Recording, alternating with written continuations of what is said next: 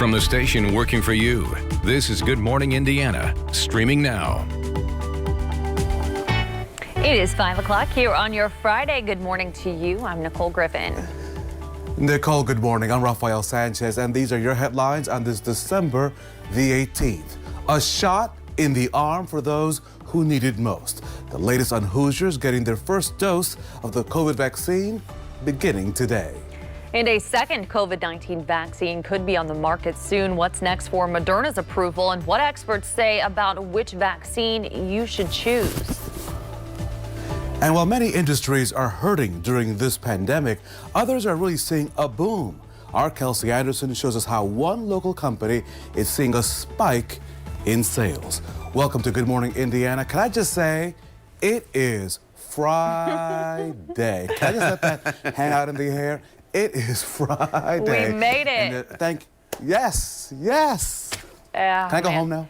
Right, yeah. Let's just all go have a drink, right, Todd? A warm drink. We're going to need a warm drink because it is cold out there on this Friday. You know what you all need? You all need a hot toddy. Ooh, that's what you guys need. I like your idea. There you go. It is cold though this morning. Temperatures are in the 20s in most locations, even dipping down into the teens in some locales. And I'll show you those temperatures here in just a second. First, I'll start you off with a view though from IMS back towards downtown Indianapolis. And yesterday it was really hard to see the buildings or the skyline. That's because we had a lot of moisture that was out there. That moisture has kind of moved out of the area, and that's because the skies are clearing. Those clouds were keeping it in. We're at 24 in Indy, 20 in Bloomington. It's still a little bit warmer though in Muncie and Richmond because you can see exactly where the clouds are here on the eastern side of the state still. And then once these clouds start to move out, that's when we're going to see your temperatures drop into the 20s as well. So you'll get there, Muncie and Richmond, unfortunately, like the rest of central Indiana in the 20s here this morning. It's a little wedge of clear skies that we'll deal with here throughout the first half of the day. We'll enjoy the sunshine, but because we'll have the sunshine in the morning hours, it is going to allow our temperatures to warm pretty quickly throughout the morning, and eventually highs will be up closer to 40 degrees later on this afternoon, which is seasonable, but you will notice the clouds starting to increase once again this evening. So the brightest part of the day is going to be the first half of the day today. More on your weekend forecast for you coming up in just a few minutes. Nicole.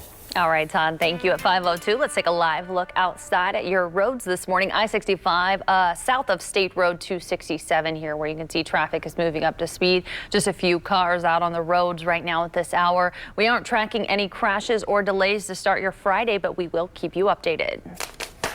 Nicole, this morning we continue to follow the latest developments on the COVID-19 vaccines and their distribution right here in our state. Today, Johnson Memorial Health here in Franklin and Johnson County and Community Health Network will begin giving doses of Pfizer's vaccine to its healthcare workers. The first doses will be administered at Community North in Indianapolis, as well as their location in Anderson. The network also has already given a trial run to 14 of its workers. That happened yesterday. Now, frontline workers at Ascension St. Vincent Hospital are also receiving Pfizer's vaccine. Their first doses were administered on Thursday. We talked to a respiratory therapist who is encouraging everyone to get the vaccine when it's available. We have very, very smart people, very educated people that's been working around the clock on this vaccine. I say I would be more scared of what COVID is doing to people than what this vaccine. Ascension plans to vaccinate 792 more employees just today. For now in Indiana, the vaccine, as you know, is only being given to healthcare workers and residents in long-term care facilities. And today, Vice President Mike Pence will be among the first government officials to get the vaccine. He and Second Lady Karen Pence will be given their doses publicly today at the White House. His office says they are doing it as a way to promote the vaccine safety and build confidence in the American people to get the vaccine. Surgeon General Jerome Adams will also get his vaccine at the same time. You can watch that historic moment this morning right here on WRTV around 8 o'clock this morning. And this morning, a second vaccine gets the okay from the FDA as the nation looks to turn the corner on this deadly outbreak.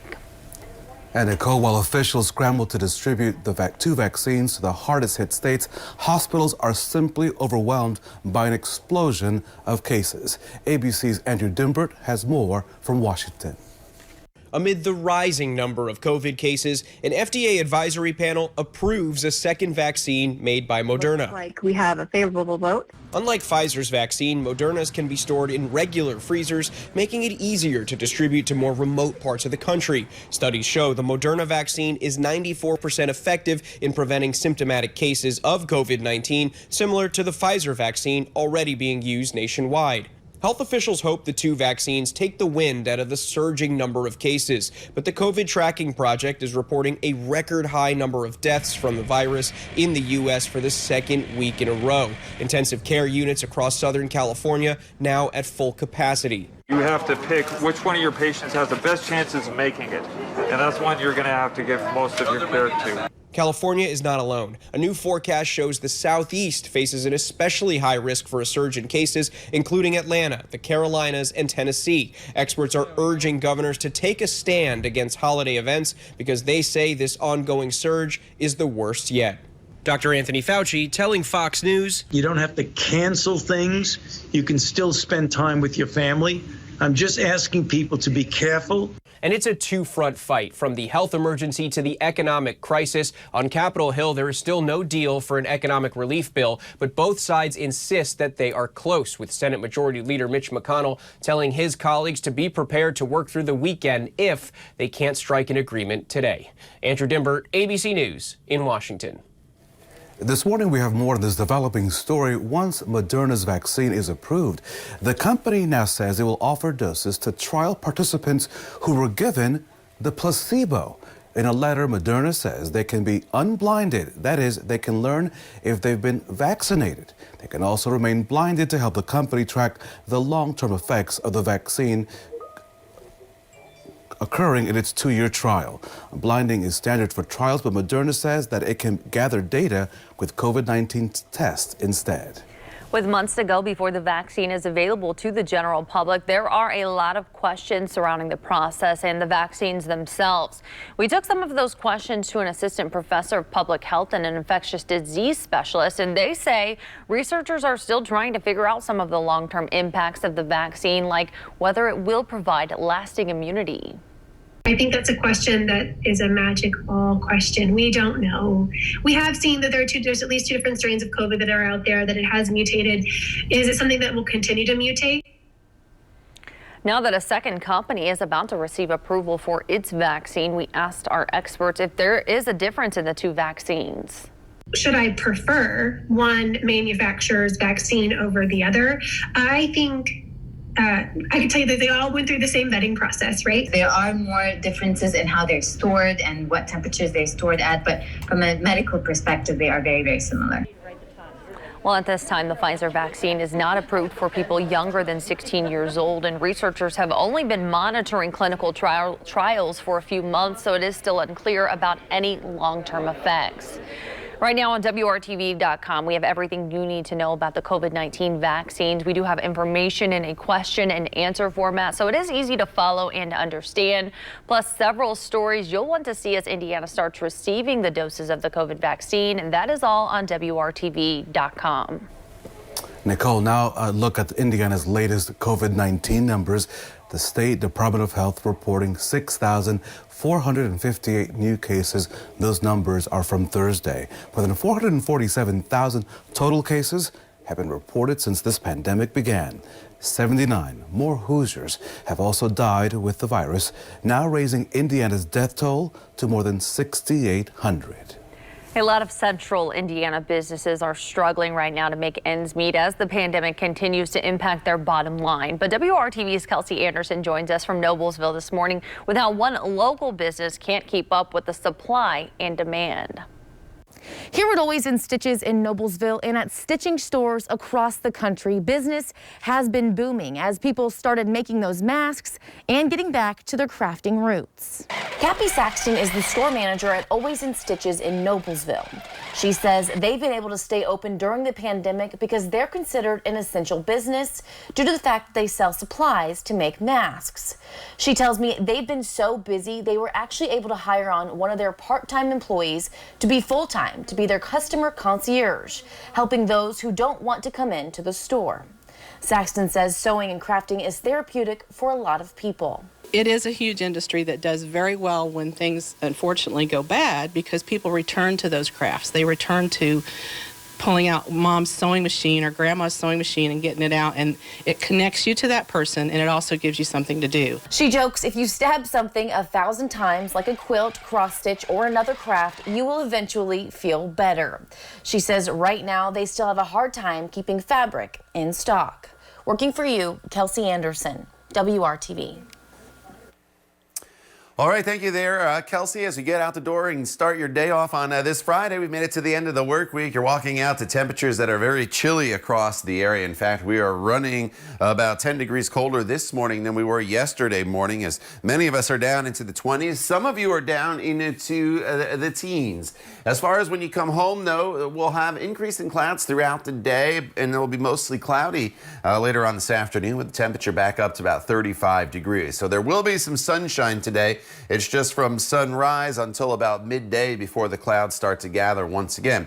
But maybe on this Friday night, you and the family want to head out, and whether it's down to Monument Circle, to Newfields, to State Fairgrounds, check out some of the Christmas light displays that we have up across central Indiana. It'll be just fine for that. Temperatures, now you'll have to bundle up a little bit, but not all that bad. Mostly cloudy skies and temperatures that'll be in the mid-30s, holding pretty steady throughout the evening hours. As we get into the weekend and beyond, temperatures will start to moderate and we will get above normal. That is the good news. The trade-off is there is some rain in the forecast for your weekend. We'll talk about when that arrives coming up in just a couple minutes. Todd, thank you so much. As the pandemic takes a toll on area businesses, it may now impact your retirement plans. Coming up, what you need to know about possible contribution cuts to your 401k. And you can enjoy a fun winter wonderland adventure right here in Indiana. Still ahead, how you can take a trip ice hiking. It's 5:11. You're watching Good Morning Indiana. We'll be right back.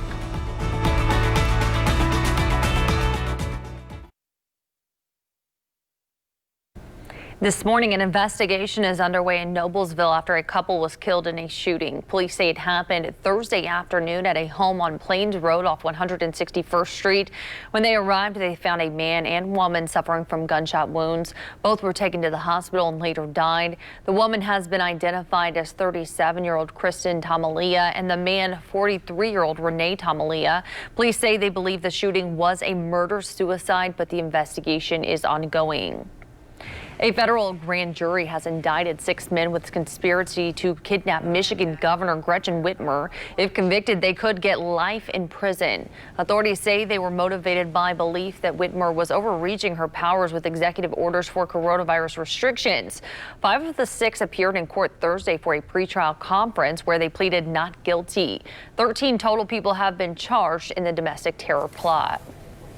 This morning, let's talk about your money. Thousands of companies say they're cutting contributions to 401ks because of the pandemic. A new survey shows that 8% have already slashed what they typically pay. Most stopped pay matching for workers. Another 1% are considering some cuts. We should point out that these percentages might sound small, but in total, that affects about 51,000 retirement plans. Small businesses were the most likely to take these cost-cutting measures this time around. Just like many other businesses, Coca-Cola has taken a hit from the pandemic. The company announcing some major cuts to its workforce. 17% of its global employees will soon be out of a job. That accounts for 2,200 people, with most being in the U.S. Coke has suffered from places like sports stadiums and movie theaters being shut down. Its revenue fell 9% since missing out on those sales. Coke says it was already planning on making cuts to certain brands in the future, but the pandemic sped that up. Yeah, so 2020 has been quite the year. So if you're looking for some outdoor activities to just have a little bit of fun this winter, I want to take you to Turkey Run State Park, which is offering to take you on an ice hike. That sounds fun. Hikers will be led through either Rocky Hollow, Bear Hollow, or Gypsy Gulch, depending on the day. You must register ahead of time, and boots are required. Now, boot spikes will be provided for safer travel through the ice and snow. The hikes are scheduled for Saturdays in January and February. We have more information on these exciting hikes and how to register on the WRTV News app. And Todd, we have some absolutely beautiful state parks throughout Indiana. So hopefully you'll get a chance to visit one or several this winter. Yeah, I didn't know that they did that. That sounds like a great thing to do. I'm going to have to look more into that. Of course, I love Turkey Run State Park. But not done it during the snow and the ice. So something to do in the winter to get outside as well. All right, outside right now, we have a little bit of snow left on the ground. A lot of it's melted from what we saw earlier in the week. Sunshine returns today. I think that's going to help everybody out. It's been a couple of cloudy days with the snow, and then yesterday, just overcast skies and some snow showers and flurries. But the sunshine is only briefly here. The clouds will increase this afternoon already as warmer air starts to work its way back into the forecast. But as that warmer air comes in, it will lead to the potential of a light wintry mix, but mainly some rain showers as we get into the day on Saturday. As far as temperatures right now, they range from 17 in Greencastle, 21 in Lafayette, to 31 in Muncie and Connorsville. So that's a big difference, 10 degrees. The difference is we have clouds in place still on the eastern side of the state, and on the western side of the state, as you look at your satellite radar picture here, you can see you've already cleared. So where the clear skies are, the temperatures are colder. Where the clouds are in place, that's where we still have temperatures that are in the 30s. But as soon as the clouds do clear in your neighborhood there, if you live in eastern locales, you will see your temperatures drop into the 20s as well. You see the little wedge of clear skies that's out there. That's the sunshine throughout the morning hours before the clouds off to our west will start to increase once again. So enjoy that sunshine. The fact that it comes in here during the morning hours helps us out because it will allow our temperatures to moderate fairly quickly to mainly seasonable levels this afternoon. 35 in Kokomo, 37 in Frankfort. Temperatures will be climbing into the low 40s in Brazil as well as Rockville, 39 in Shelbyville, and then low 40s in southern locations, Bloomington, Bedford, and Seymour. This evening, temperatures hold pretty steady in the mid-30s with the overcast skies, but it will be dry this Friday evening if you have outdoor plans. And then overnight tonight, it's not as chilly. Temperatures get back down into the 30s across the area. And as we go into the day tomorrow, a front will bring some rain chances to the area. It's not a washout of a day by any means. And you see the percentage of rain chances only about 10 to 30% and kind of ramps up in the afternoon. As the precipitation comes in overnight in northern locations, it could start tomorrow morning as a little bit of a light wintry mix out there. No accumulation. And then here are those scattered showers that move through during the middle half of the day tomorrow. And then they'll be out of here by tomorrow evening. So Saturday, we have the rain showers around. Sunday is the better day of the weekend, partly cloudy at 41 degrees. And then we'll see temperatures climb into the 50s by the time we get to Wednesday. And then for Christmas Eve, a big push of cold air. And just on cue with the colder air comes the possibility of some snow showers on Christmas Eve. And we'll have to see if those could last into Christmas Day. It doesn't look like anything major at this point, but hey, may make it a little more festive here as we get into the holiday. Okay? All right, Todd, I'm sure many people would like that. At 5:20, let's take a live look outside at your roads this morning. This is I-65 at Stop 11 Road, where you can see traffic is starting to pick up a bit here in this area. No crashes or delays to report right now. Traffic is moving smooth, but we will keep you updated throughout the morning. A sweet display of support as Colts punter Rigoberto Sanchez returns to practice despite just having surgery to remove a cancerous tumor. What's not clear is when he will return to his punting duties in games. The team has said it's hopeful that Sanchez could play again this season. In the meantime, current and former cancer patients at Riley Children's Hospital are sending Sanchez some very special and inspiring messages. Hey Sanchez, you got this. You can beat cancer just like I did. Hey, I'm Adam Eisenhower, and I'm a 2-time leukemia survivor. Hello, I'm Maddox, and I'm a cancer survivor. You got this. You can do this. Go Colts! I know you can get through this. and I made a sign for you with the help of my mom. Hi, Brigadier Baritone. My name is Riley Osmond. I beat cancer 5 times, so you can too. Okay, that was the sweetest thing I've seen. I absolutely love that. All the best to Sanchez. We definitely hope you'll be on the field during game days soon. And now to our own Sanchez. Hey, Ruff. You know, the staff at Riley, they're superstars, and those kids at Riley, simply amazing. I want to see that story one more time. Just what an inspiring message from all those young kids. But in the meantime, right, the pandemic has canceled many holiday school programs, but that's not stopping one elementary school from their plan B. After the break, a look at their safe and festive event. You're watching Good Morning Indiana right here on WRTV.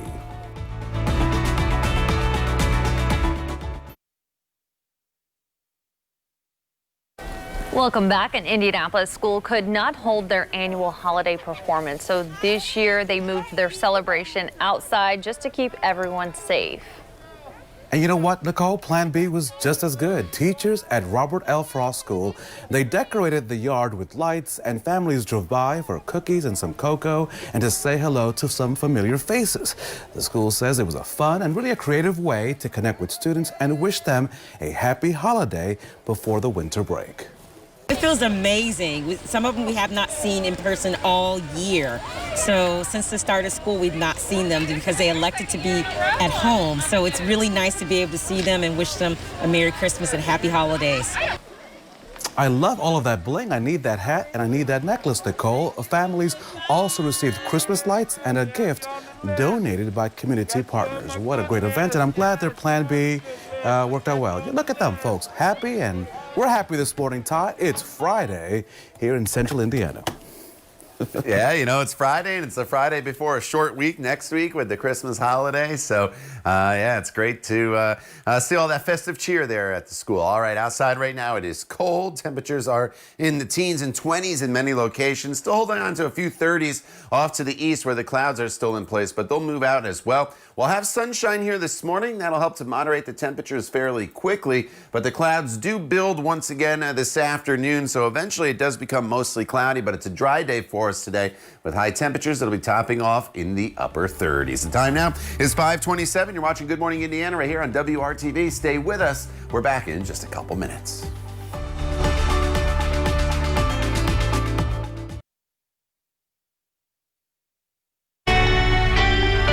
From the station working for you, this is Good Morning Indiana, streaming now.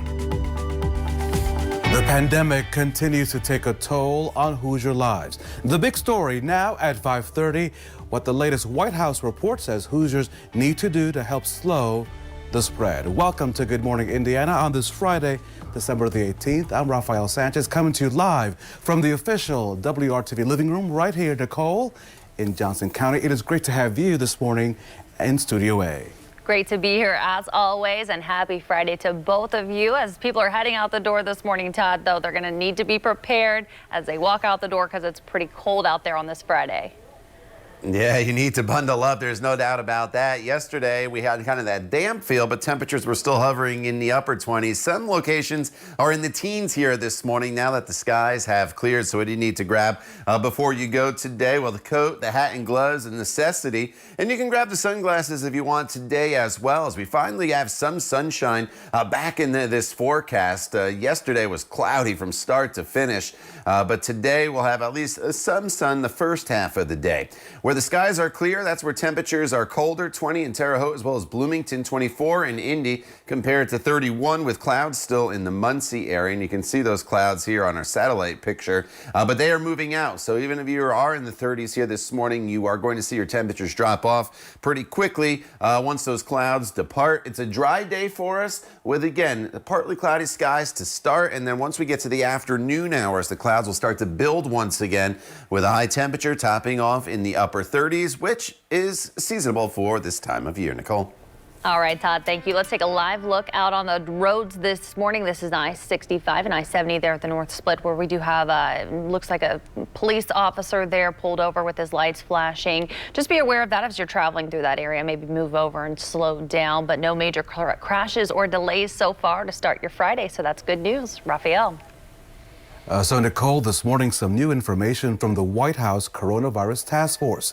It shows that our state has the 4th highest rate of new COVID cases in the country. According to this report, our state is seeing more than 600 new COVID-19 cases per 100,000 residents. The national average is 451 cases. The report also shows a slight drop in people needing care in the hospital, but it says the numbers are still among the highest in the country, with hospitals struggling to keep up. And now let's take a very closer look at the latest numbers from the state health department. Health officials report 6,458 new cases of the virus. That's 175 more cases than reported the previous day. Since last Tuesday, we have seen an average of about 6,100 new COVID-19 cases a day. So far, a total of 447,190 Hoosiers have tested positive for the virus. State health officials also report an additional 79 COVID-related deaths. And this month alone, 1,102 Hoosiers have died with the virus. As you can see, December is on track to be the deadliest month for our state based on preliminary data. Since March, 6,860 Hoosiers have died with COVID-19. Moderna is now one step closer, Nicole, to getting the okay from the Food and Drug Administration. A committee gave it the thumbs up exactly 1 week after Pfizer's vaccine received that emergency use authorization. The decision was adopted in a 20-0 vote with 1 abstention. Today, the full FDA is expected to vote on the emergency use authorization for Moderna. So the big question this morning is, how does the Moderna vaccine work? Our vaccine uses our body's own cells to activate the immune system. It enables these cells to make only the part of the virus that is critical for the immune system to recognize. Importantly, our vaccine platform has some inherent safety features. The manufacturing process is cell-free. It does not use products of animal or human origin, and it does not contain preservatives or adjuvants, thus avoiding some of the potential concerns of older vaccine technologies. So if the FDA approves the vaccine, the CDC would need to greenlight it before shots can be administered around the country. A CDC advisory panel is set to meet Saturday to make its recommendation. If all goes well, Moderna could begin shipping its vaccine sometime early next week. There is an effort right now to make sure vaccines get to those who need it most. Several organizations teamed up with the ACLU of Indiana to make that happen. The group sent a letter to Governor Holcomb calling for transparency and equitable distribution. Right now, under Governor Holcomb's plan, Phase 1A of vaccine distribution includes healthcare workers. Next up will be vulnerable populations, but it's not clear who falls into that category just yet. The ACLU is hoping that the group will include people in prison and those groups living in group living situations and minority communities, as those populations are being disproportionately impacted by the virus. Every day we get to see the impacts of the fallout from the COVID-19 pandemic. The families and the community that we serve that struggled well before the pandemic, but the disparities have worsened what we see. Transparency would give all of us faith that this vaccine is being distributed in a fair and equitable way. The Urban League of Indianapolis says it hopes to start working with health leaders in January to come up with a plan for vaccine clinics and education. With many Hoosier students learning virtually, a local organization right here in Indianapolis is working to make sure that students get the help that they need in real time. The Center for Leadership Development provides one-on-one virtual tutoring to students in need. We spoke with Kim Covington, her son Cameron. He's an 8th grader, and Kim tells us the lack of one-on-one interaction with someone in a classroom was keeping Cameron from succeeding with his writing assignments. So they connected with CLD, and that's when things started to turn around. E-learning has been a bit difficult, keeping the schedule, keeping the focus, keeping the motivation. I'm not a great writer, so having an expert here to coach him That has been very helpful. You know, the CLD program is a great program, and CLD President Dennis Bland says the sigh of relief from families is the very reason why they are offering tutoring free of charge. So we want to proactively reach out and make sure that students and parents understand not just that these resources are available, but they understand the transformation that can occur when students and families have access to these types of services coming from professionals. This program also gives hundreds of thousands of dollars in scholarships every year to students. So if you can support them, please support CLD. To learn more about their programs, we have a link in this story on the WRTV app right now for you to get more information. Well, a lot of central Indiana businesses are struggling to make their ends meet as the pandemic continues. But our Kelsey Anderson explains this morning why one local business cannot keep up with the supply and demand. Here at Always in Stitches in Noblesville and at stitching stores across the country, business has been booming as people started making those masks and getting back to their crafting roots. Well, we had to become very adaptable. Kathy Saxton is the store manager at Always in Stitches. Dinosaurs didn't adapt and they aren't here anymore. They were able to stay open when the shutdown went into place because they are considered an essential business. The stitchers out there needed supplies, they needed materials. And we started out providing fabric for masks. We did that with one of the local nursing home companies. She says they provided enough fabric to make more than 6,000 masks. It's been overwhelming for us. It's been overwhelming for the industry. What happened was all the supplies, supply and demand, you have all this fabric and all this stuff going out, and then now there's nothing left to sell. So we're having a little supply and demand issue, almost like the toilet paper thing, not quite that bad. She tells me besides mask making, a lot of folks returned to sewing and crafting during the pandemic because of the peacefulness and tranquility it brings. You stab something 1,000 times, you feel a lot better. Not only will stabbing something over and over again make you feel better, Saxton says crafting is a good brain exercise. You use both parts of your brain. You use the creative part, you have to use the design part.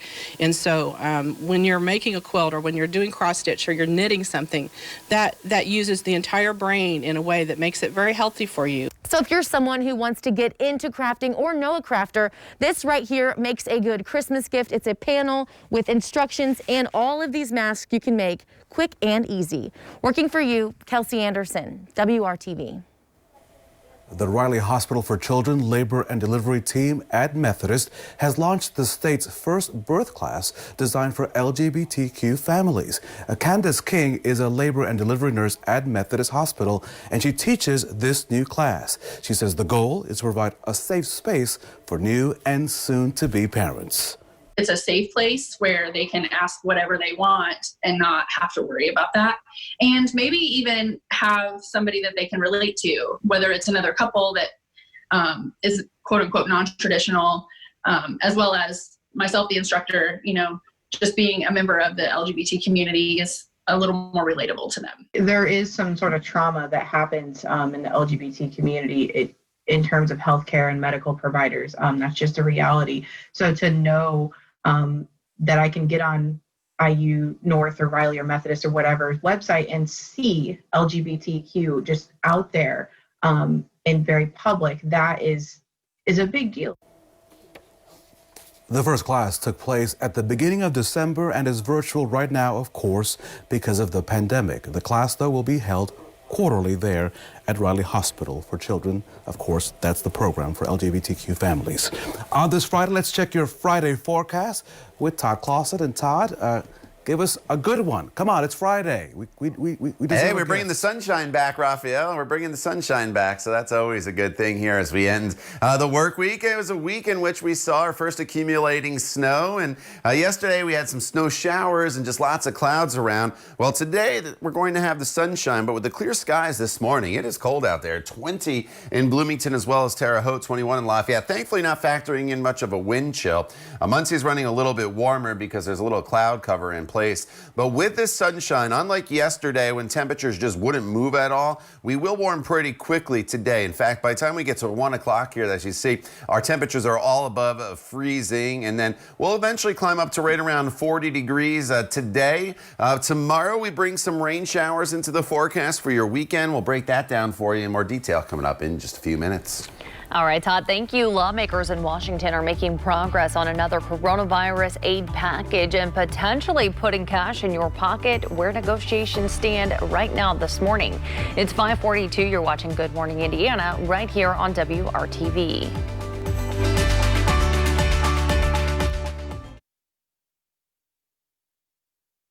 Welcome back. A prisoner scheduled to be executed at the federal prison in Terre Haute has tested positive for coronavirus, according to his lawyer. His diagnosis comes as the number of coronavirus cases continues to spike inside the federal prison system.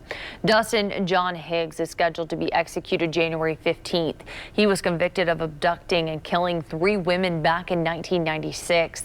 His diagnosis marks the first known coronavirus case on federal death row. It also raises the possibility that his execution could be delayed if his condition gets worse.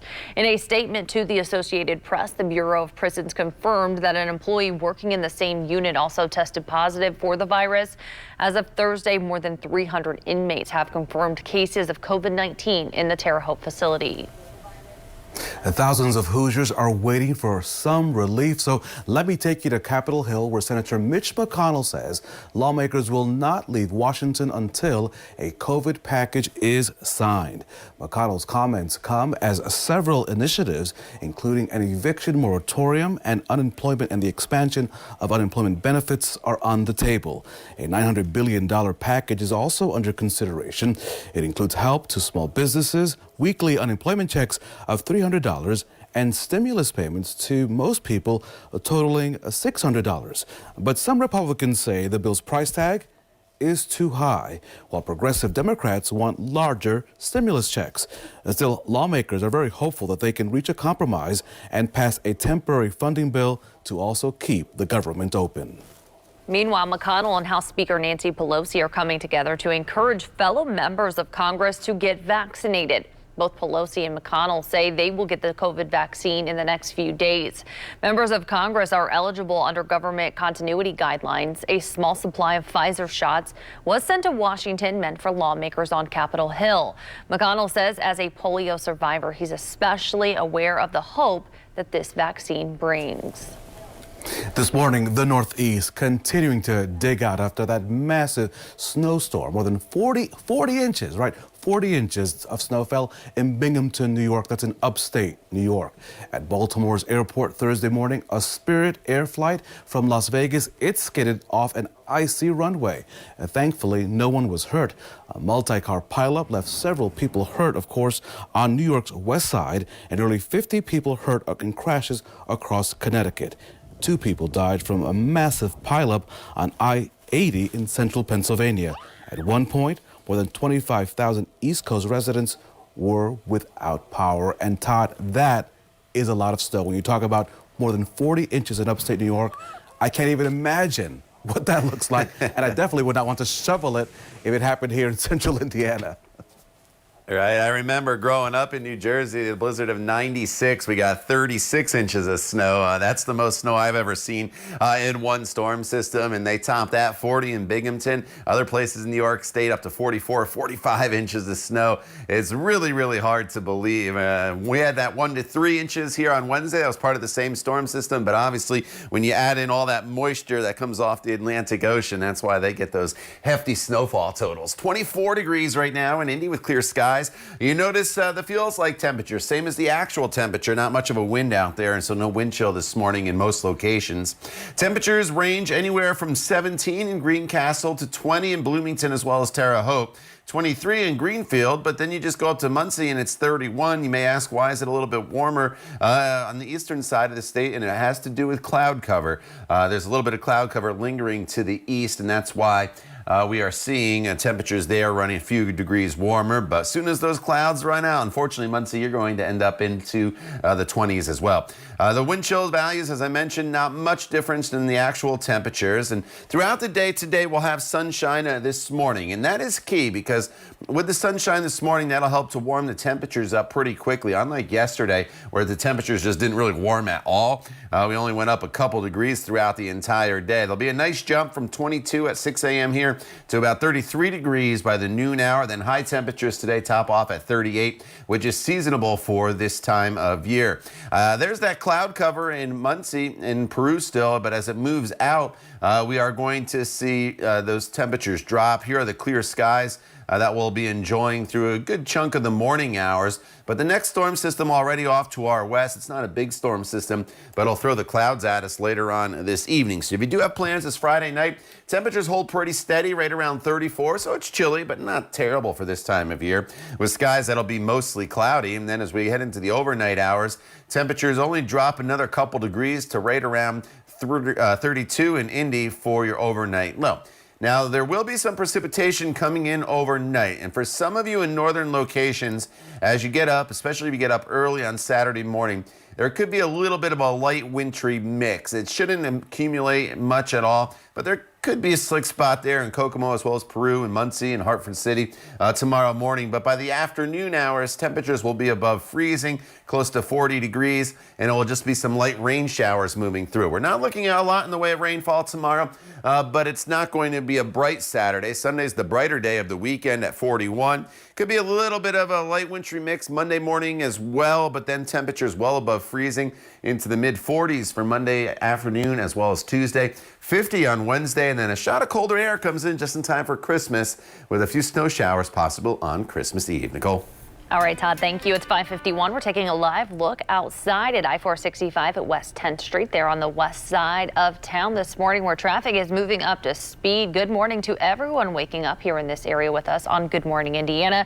We'll keep you updated on any crashes or delays throughout the morning. Nicole, get ready to say "ah," because she's been battling the coronavirus pandemic from the front lines, and now she's getting ready to say "I do." Now say "ah." After the break, the well-deserved help she's getting for her big day. That story coming up right here on WRTV.